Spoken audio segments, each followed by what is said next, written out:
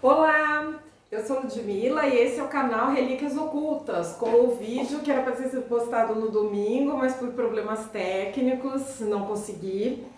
Dentre os problemas técnicos, teve um incêndio no terreno atrás da minha casa. Eu precisei chamar o corpo de bombeiros 2 vezes e aí não resolveu.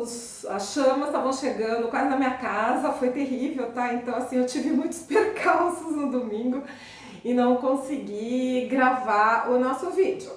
Mas dei, né, um aperitivo, gravei um vídeo curtinho falando, né, do aperitivo, que eu pretendia falar sobre a reforma protestante e a maneira que eu vejo, né, esses 2 episódios que eu tinha falado na semana anterior, né, Dia das Bruxas e Reforma Protestante, ambos estão ligados intimamente, né, são partes, são capítulos na história do cristianismo. Então, recapitulando um pouquinho, né? Dia 31 de outubro de 1517, no dia 31 de outubro de 1517, Martinho Lutero prega as suas 95 teses, suas famosas 95 teses, na porta da igreja de Wittenberg. E o que é que ele tinha escrito nessas 95 teses? Ele tinha colocado no papel a sua indignação, a sua insatisfação, sua frustração com relação aos rumos que a Igreja de Roma estava tomando. Com que assunto especificamente, né? Essas teses eram contra a venda de indulgências. Você se lembra das indulgências? Lembra de ter estudado na escola sobre a venda de indulgências? Então, a Igreja de Roma, querendo levantar dinheiro, né, estava mais ou menos na época da reconstrução da Basílica de São Pedro, uma maneira, uma estratégia de levantar fundos era vender a redenção, o perdão dos pecados, um lugar no paraíso para a população. Bom, na verdade, se você vai vender um lugar no paraíso, né, se você vai vender a remissão dos pecados, se custa um dinheiro, a pessoa que é pobre não vai ter dinheiro para pagar. Então era a minha cachorra tá fazendo barulho, ela tá se sacudindo, então esse barulho que vocês estão ouvindo é a Zelda é a próxima a aparecer no vídeo. Então uma pessoa pobre não ia ter dinheiro para conquistar um lugar no céu. E isso foi causando um mal-estar em Lutero. Essa coisa da igreja ter essa política de venda, de levantar fundos, não era uma coisa nova, não foi uma coisa que surgiu na época de Lutero. Na Idade Média, durante a construção das catedrais, também era comum as pessoas fazerem grandes doações, né, em troca de algum tipo de serviço. Então, por exemplo, assim, grandes dias, cerimônias de confissão, confessionário, e aí em troca disso serem feitas grandes ofertas, mas isso atingiu um patamar muito alto, muito sistemático na época de Lutero. Também o comércio de relíquias era assim um tanto escandaloso, né? As pessoas comercializavam ossos, não sei quantos mil fragmentos de ossos, pedaços da roupa, lascas da cruz, e ele foi, né, isso foi se juntando aí a um certo descontentamento dele. Ele coloca tudo isso no papel, como eu disse, são as 95 teses também. Aí ele tinha uma proposta de reformulação, de reforma, um retorno às Sagradas Escrituras, onde a salvação de uma pessoa era devida à sua fé. Então era um processo interno que tinha como consequências o processo externo. Então as boas obras, né? As boas obras seriam uma consequência da fé, da relação direta que uma pessoa mantinha com Deus.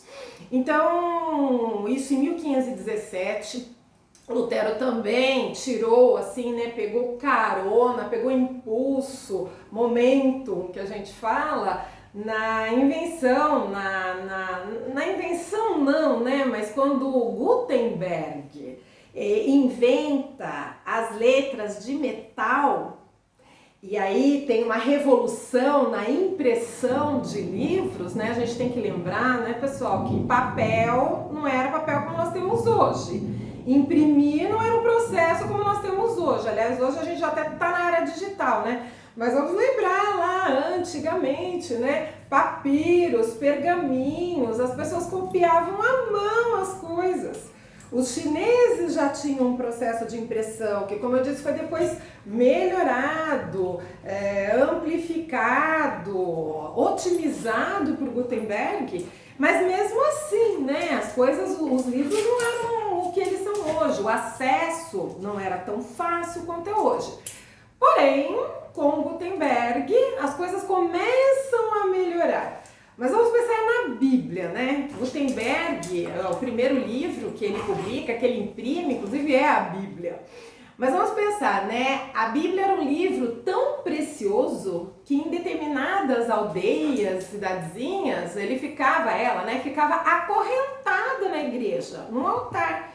E quando a imprensa começa a ter esse impulso, as coisas começam a mudar, porque as pessoas começam a ter mais acesso ao que realmente estava escrito no texto da Bíblia. E para ajudar, Martinho Lutero, ele queria que seus conterrâneos tivessem mais e mais acesso, né, ao texto original, digamos assim, né? A gente já discutiu isso um pouco nos outros vídeos sobre o Novo Testamento, mas ele queria que os seus conterrâneos lessem a Bíblia diretamente, não dependessem da pregação de um clérigo. Ele traduz para o alemão, ele termina, né, completa a sua tradução em 1534, e aí as pessoas começam a ler e a tirar as suas próprias conclusões. Então, assim, a Reforma foi um capítulo muito importante na história do cristianismo.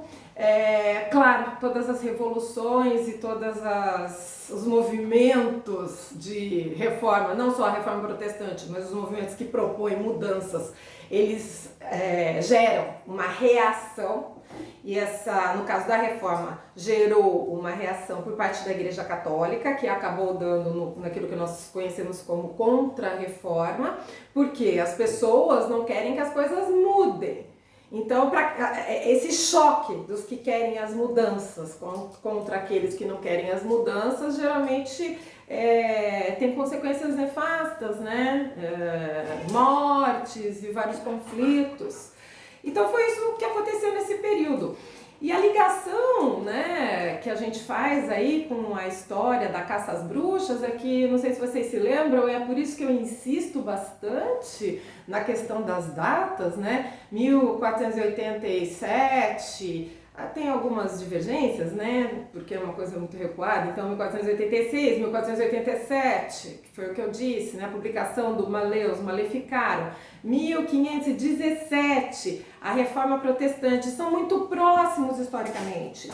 Então, era uma época de muitas emoções, muito fervor religioso. As pessoas, durante toda a Idade Média, e a gente está aí num limite, né, que mal se saiu da Idade Média, a gente não tem muita condição de avaliar o tanto que as pessoas eram dominadas pela superstição, o medo que elas tinham da danação eterna, medo de não se salvarem, irem para o inferno. A gente não pode nunca subestimar isso quando olha para trás, né, para esses grandes movimentos religiosos. Talvez hoje para você pareça até uma grande bobagem, né, as discussões teológicas, mas na época não era.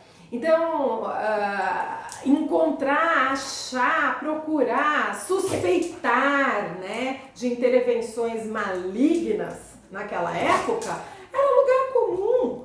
As pessoas tinham medo das coisas e não tinham um sistema científico, não tinham um modelo científico, nenhum tipo de padrão científico que desse conta das explicações do mundo, dos fenômenos naturais para elas. Então, valia tudo.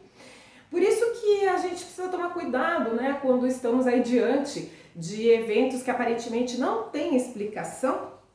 Então, por exemplo, o caso de possessão demoníaca, né? Falei para vocês de Os Demônios, que foi o livro escrito por Aldous Huxley, sua investigação a respeito de um caso de possessão demoníaca que aconteceu na cidade de Loudun, na França. Aldous Huxley estudou os autos do processo, onde o poder da igreja e o poder secular. Você sabe o que é poder secular? Eu não lembro se eu expliquei isso no outro vídeo.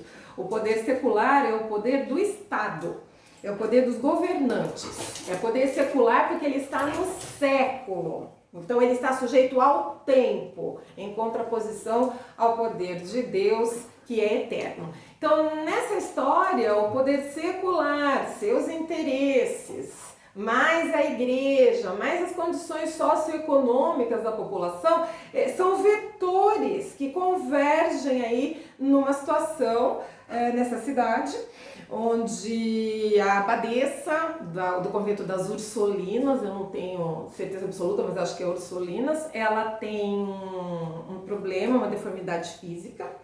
E por conta dessa deformidade física, ela é obrigada a ir para o convento.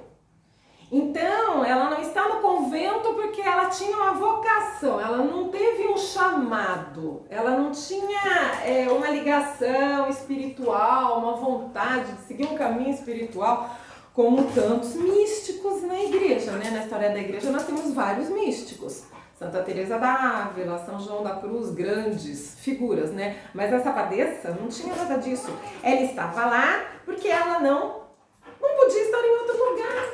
Trocando em miúdos, né? Ela era feia e não tinha conseguido arrumar um marido. E aí, conforme as coisas vão acontecendo, assista o filme Os Demônios. É um filme de quase 50 anos, mas ele é muito atual. Então, as outras freiras que moravam com ela, que estavam com ela sob o comando dela nesse convento, elas todas estão mais ou menos nessa situação. Então tem um momento que nós ficamos sabendo, né, que ou era uma pessoa pobre, uma mulher pobre, então ela não tinha tido dinheiro, os pais, né, não tinham tido dinheiro para pagar o dote, ela não tinha se casado, ou ela era feia e não tinha amado o marido, ou então tinha alguma coisa, uma mancha na sua reputação que a impedisse de se casar e ter uma família. Então ela ia para o convento. O que acontece? Acontece que ela está no convento porque ela não podia ficar fora do convento, e isso vai gerando patologias de fundo psicológico com resultados nefastos. Então, por que eu estou dizendo isso? Eu estou dizendo isso porque quando existem casos, né, como eu disse, né, que não tem explicação, fenômenos do assim chamado sobrenatural, é bom que a gente tenha bastante cuidado na hora de examinar, né? Porque lá na época da caça às bruxas, que foi antecedida pela caça aos heréticos, né? Lembram-se da palavra herege? É aquele que faz uma escolha. Então as pessoas que faziam escolhas diferentes do padrão oficial, elas eram consideradas, no caso ali, né, adoradoras do demônio, perigosas para a sociedade. A caça às bruxas vem na sequência, né? Não foi muito difícil aí fazer uma ligação entre os heréticos, adoradores do demônio, feiticeiras, também com seus conluios, né, com o demônio, suas ligações perigosas com o demônio. Então, assim, muitas pessoas foram executadas, foram presas, executadas, porque tinham doenças mentais, porque era histeria, porque esquizofrenia. Deve ter muita gente que era bipolar e foi considerada caso de possessão demoníaca. Então temos que ter cuidado, né? Temos que sempre, né? Eu queria deixar aqui hoje que quando a gente olha algum episódio da história do passado, seja do passado, a gente geralmente fala do passado aqui ou do presente, sempre nós nos perguntamos quando foi, onde foi, quem foi. Então, como eu disse, né, hereges, Idade Média inteira, o fervor religioso, o medo que as pessoas tinham de não terem um acesso à vida eterna, ao perdão de seus pecados, heréticos, caça às bruxas. E na sequência nós temos a Reforma Protestante, que se formos ver bem, né, ela veio no momento dramático, né? Ela veio num momento assim de uma precipitação dos acontecimentos e aí Lutero dá o seu golpe de misericórdia, né? E lançando aí, né, um divisor de águas na história da igreja. Então assim, né, tem vários fatores que contribuíram para isso, vários fatores que contribuíram para a perseguição dos hereges, para a caça às bruxas, para a reforma protestante, para a contra-reforma, e a gente sempre deve tentar analisar isso com bastante sobriedade, né? Porque a gente ia atribuindo causas invisíveis, não que elas não existam, né? Mas a gente já atribuía, assim, muito precipitadamente, assim, causas sobrenaturais, explicações do além. Talvez não seja uma boa decisão, talvez não seja uma boa coisa. No final das contas pode acabar até depondo contra a credibilidade desse assunto, né?